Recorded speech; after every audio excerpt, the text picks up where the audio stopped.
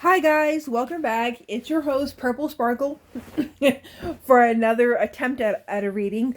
I do apologize. You will have my commentary and it will get dry, so just hang in there with me because I'm working on my vocals. Now this is kind of a long story, so it might be a two-parter because there are two towns involved in this. And I think I did that because there's just so many like single stories that they just kind of bunched together. I don't know. Anyways, so we're gonna go ahead and start off with a quote, a wisdom, if you would, and it's anonymously donated. It's not by the anonymous terrorist group, just for clarity there. If only your hindsight was as good as our hindsight, our foresight. Did I? Ugh. Kitty meow meows. They distract me. Colorado mountains are littered with old mines, and many are believed to be haunted.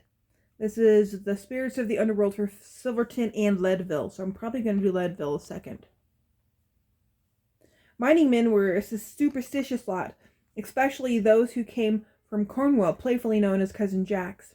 Along with centuries of experience in hard rock mining, Cousin Jacks brought rather particular traditions. For example, whenever rodents dashed for the exit, Cousin Jacks knew to quickly follow because catastrophic events were imminent.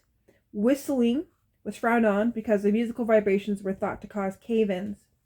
The first indication of impending doom was usually a sound of rapid knocking or tickings.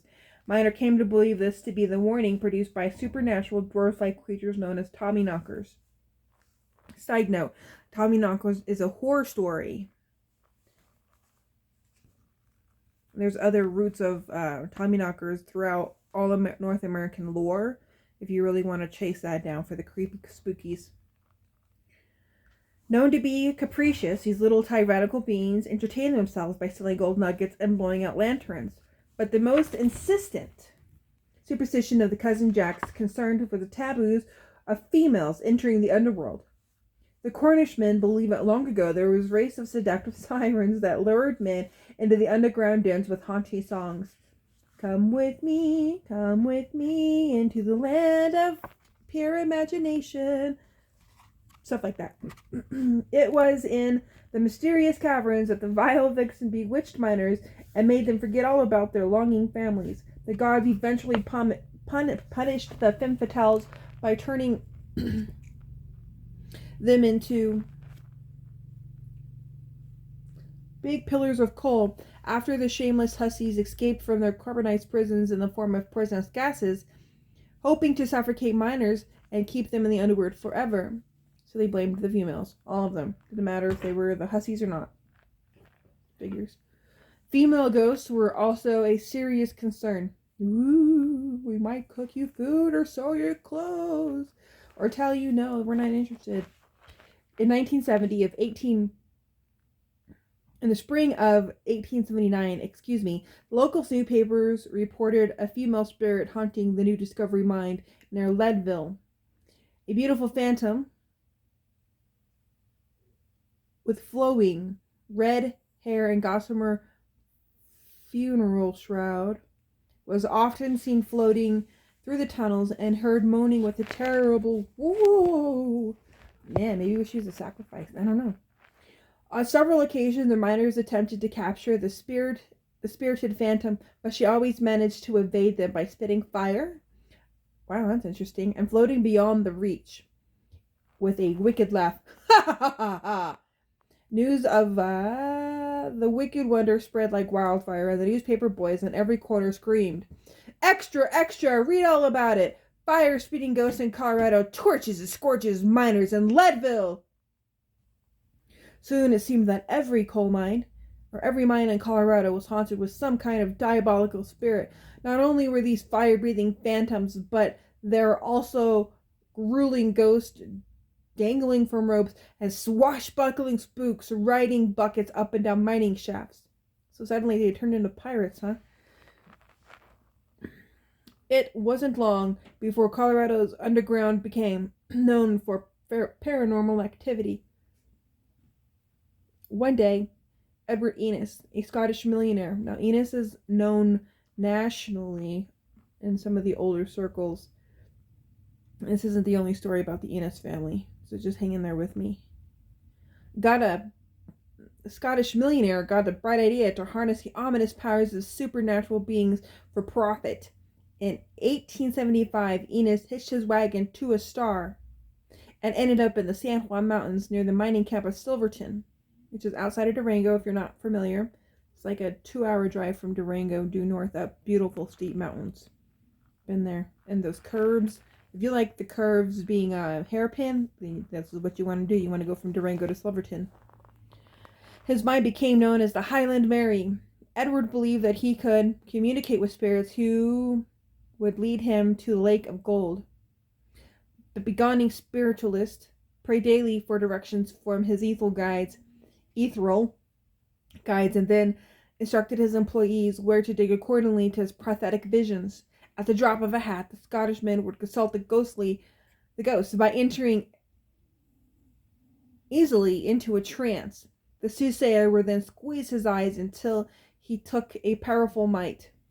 Sweat purled on his brow, and veins bulged from his trembling veins in his temples. After these intense psychic visions, or seizures, sounds like the grandma seizures, Eddie's always told the inevitable astral journey to exotic ports of call like Melbourne, Australia, Hong Kong, and Honolulu. Accounts of his many psychic vacations were always amusing, especially when he told meeting of dead celebrities like old wise Abe Lincoln or the flirty Marie Antoinette was beheaded. Feed them cake. That poor girl. However, the miners were often joked that the digging by divination created a series of haphazard tunnels that were crooked as a witch's broom. Sadly, Eddie died in 1900 at the county poorhouse, a victim of insanity. But Eddie Innes, was he really nuts? On June 29, 1905, just 5 years after he died, headlines in the Denver Post caused pause for thought. Spent $1 million to find Lake of Gold. When the Innes brothers became bankrupt, practically money took hold of the Highland Mary and developed a bonanza. I don't know why I said bonsai. Believe it or not, the predicted Lake of Gold was discovered just a stone throw away from where Eddie's prediction would be. Ironically, the new owners located this elusive fortune by consulting the spirit guides, who were obviously more in the know than the mystical beings Eddie employed. Supposedly, the late discovery still excited the ghost of Edward Innes, who has been seen for many years after his death peacefully floating around the Highland Marys. Perhaps the Flying Scotsman, also another keyword for horse or lovers, the Flying Scotsman. Anyways, I digress. Perhaps the Flying Scotsman was on the best of all celestial journeys.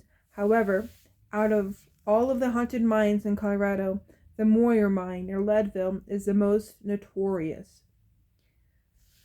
From its early beginnings, it suffered terribly from its dubious reputation. After it first opened, a dozen men were crushed to death and their broken bodies were left in the rocky tomb. However, the dirty dozen were known to be helpful spirits who often warned of impending doom, but not everyone took ghostly warnings seriously. On February 3rd, 1900, the headlines from Cripple Creek Morning Times announced the unbelievable news. Pardon me. Gallagher is killed. A senator from Clear Creek meets with fatal accident. The Colorado senator was part owner of the Moyer mine, but always scoffed at rumors of his legendary ghost. One fateful day, the congressman was patrolling the tunnels when a banshee floated directly in front of him, trying to gain his attention by waving her whispering arms and pointing her bony finger in a frantic way. However, Mr. Gallagher pushed the ghost aside, only to be killed in an explosion that the phantom was protecting him from. And how the fuck would you know that? Not long after the ominous accident, Gallagher's ghost became Lord of the Lord of the Underworld at the Moyer mine. However, oh, it's not that long, it won't be a part 2. However, the stubborn senator's disembodied spirit wasn't as cordial as the others. In fact, he was downright hostile. Whenever a miner got lost, he would always be discovered with a Gallagher's pick stuck in his head. Jeez. One time, a missing miner was found at the end of a forgotten tunnel, digging with bloody fingers, and he would say he had to find the light. Apparently, Gallagher's ghost had stolen his lantern, and the miner spent the entire day following the ghost on a wild goose chase through the underground maze. Adding to the mystery were many formal reports about the Gallagher's ghost were hidden from the public. The written evidence was found several years after the mine closed, when 2 teenage boys broke into the abandoned manager's hut and snooped through personal records. At the top of each employee's file was a note card indicating why his contract was terminated. A few files had normal excuses, such as the miner was moving away or desiring higher pay. However, the most common was simply stated as just 2 frightening words: Gallagher's ghost. Even today, old miners in Leadville warn that the old abandoned mines are not only dangerous to explore, but also haunted by the legions of vindictive spirits. Old timers warn it's best to let the dead rest in peace, otherwise you might end up with a pick in your skull. Or they're hiding something and there's a murderer there to help ensure the cover up. I don't know. Alright, guys. It was a fun little 11 minutes and 50 some seconds. Thanks for stopping by. Comment below. You know what's up. You know I'm on TikTok, right, guys? I have an active TikTok account. Oh, it is.